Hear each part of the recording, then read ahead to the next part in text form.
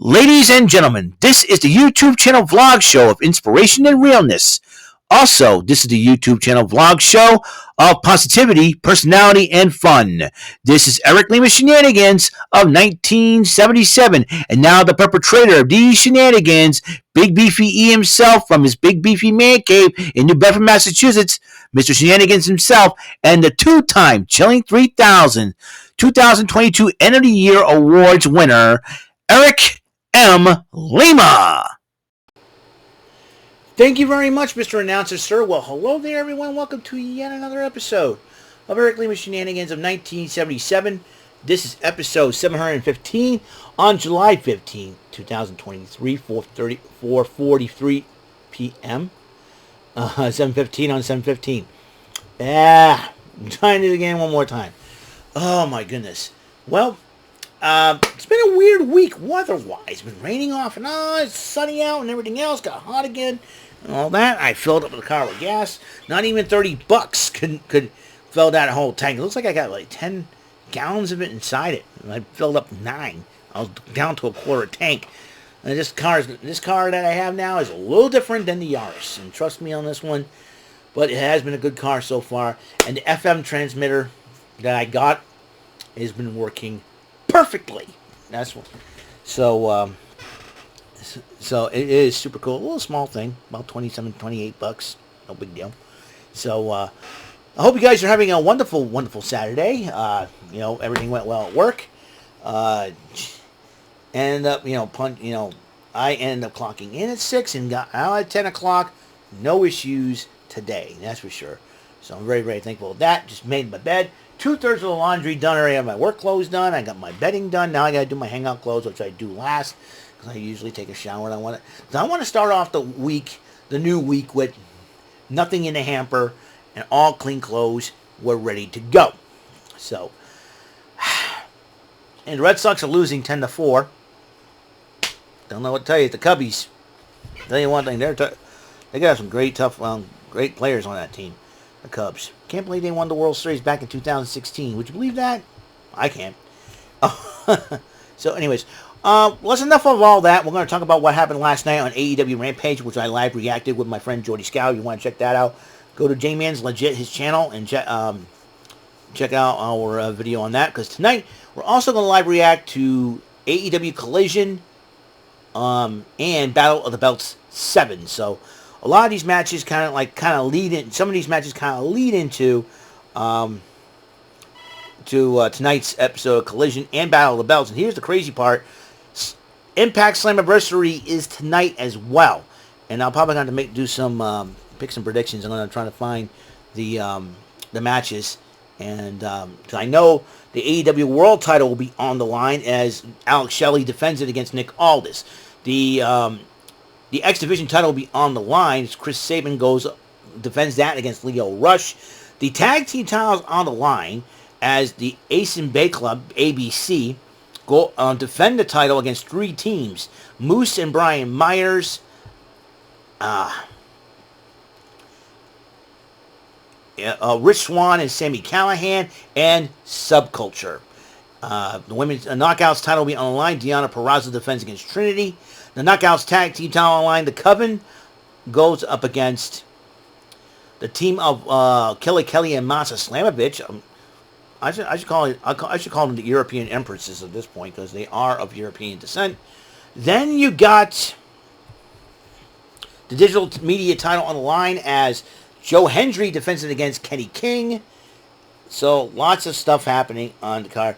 You got we got a tag team, a 6-person tag team matchup as Jody Threat and the Death Dolls, go up against the team of the Shantaraj, and that will be Giselle Shaw, Savannah Evans, and Jay Vidal. And also you got a huge tag team matchup, which Darren McCarty, formerly of the Red Wings, will be the special guest enforcer. And it will be Bully Ray and now Diener, because Steve Macklin suffered an injury. Then to go up against Scott D'Amore and a mystery partner. We don't know who that mystery partner is because it looks like PCO is going to be out for a while. So it is going to be. And if I were Bully Ray, I'd watch his back because if PCO decides to return full of P&V, if you know Bully Ray better learn how to run and hide a little bit because PCO is not human. So that's the Slammiversary card, I believe, unless I missed a match or so. I'll on the next episode I'll probably make PTW picks and predictions for that.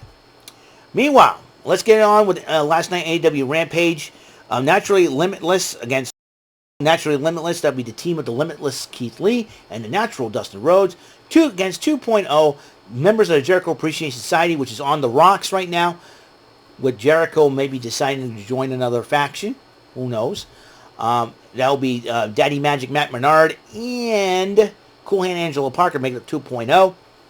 And Naturally Limitless got the Duke over the Loud Mouths of the Jericho Appreciation Society. QTV segment with QT Marshall, or QT Fire Marshall Bell, as I like to call him, Aaron Solo, and the lovely, gorgeous, curvaceous Aussie Angel herself, the Babylicious Harley Cameron, who decided to roll the footage of Johnny TV jumping into a pool and all that, and Johnny TV says something, well, super cool. That's Johnny TV for you. Speaking of Johnny TV, his wife, Taya Valkyrie, who's been on a little bit of a losing streak since being defeated by Chris Statlander, went up against Izzy McQueen. Valkyrie picked up the victory. And then Saraya and another lovely Aussie Angel, curvaceous and babylicious, I might add, the lovely Toni Storm, the AEW Women's World Champion, interrupt Ty Valkyrie, and then decided to insult her about the losing streak until it was snapped. And Ty Valkyrie, because we never got a chance to face each other before, goes, "You're afraid of me." "No, I'm not. You're afraid of me." "No, I'm not." And she goes, "How about this? Battle of the belts, you and me, for the AEW Women's World title." Toni Storm goes, "You're on." So that match will be happening tonight. Trent Beretta goes against Lance Archer. Archer won easily, but then starts attacking both Beretta and Chuck Taylor, calls out Orange Cassidy, challenges him for the international title. Orange Cassidy comes out, tries to make a save. Lance Archer tries to hurt him, but Jake the Snake Roberts, "No, that'll be tomorrow night," referring to tonight. "Don't kill the golden goose. But I'll take the title for now. If you beat us, you have it back." So, looks like kidnapping the title, stealing the title, that is not his. If I was Commissioner Richardson, I said, "Give me the bag, Jake. You know, I'm the commissioner. You know the rules. You know, you put your hands on me, I will not put you in that matchup." I would have laid down the law. Here's the belt. You're defending it. That's it. So, Planet Jarrett, or Team Slapnuts, that will be the team of Jeff and Karen Jarrett, Jay Lethal, Sanjay Dutt, or Sanjay Butthead, as I like to call him, and Satnam Singh, complaining about what Matt Hardy did, and then Matt Hardy kind of responded. Ethan Page says he's had enough, and he's learning a lot from Matt Hardy now. So, this is going to be interesting. Planet Jarrett versus the House of Hardy. House Hardy, who knows for sure. Konosuke Takeshita took on